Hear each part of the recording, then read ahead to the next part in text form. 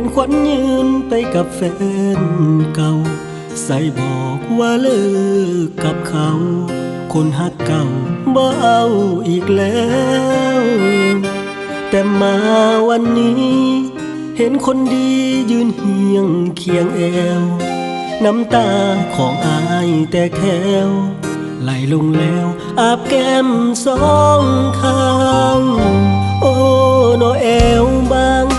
น้องนางเจ้าลืมลงใดบอกฮักอายหมดใจสุดท้ายเป็นเพียงขออ้างเจ้ายังฮักเขา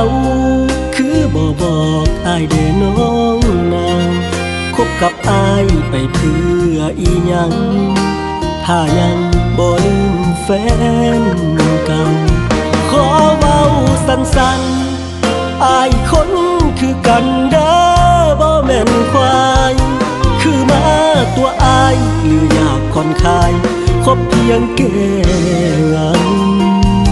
ใส่ว่า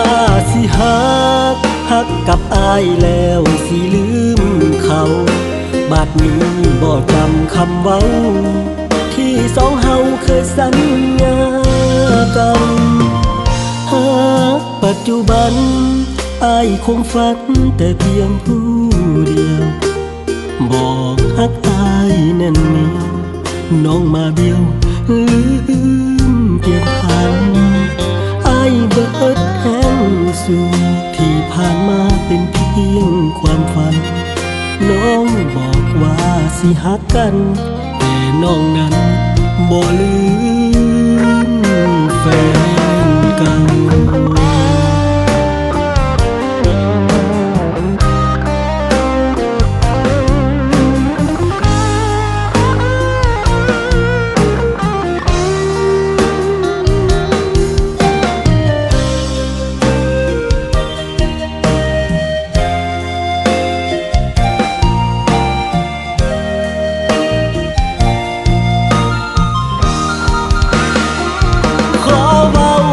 สั้นอายคนคือกันเด้อบ่แม่นควายคือมาตัวอายหรืออยากผ่อนคลายคบเพียงแก้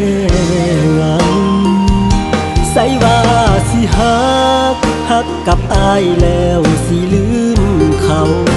บัดนี้บ่จำคำเว้าที่สองเฮาเคยสัญญา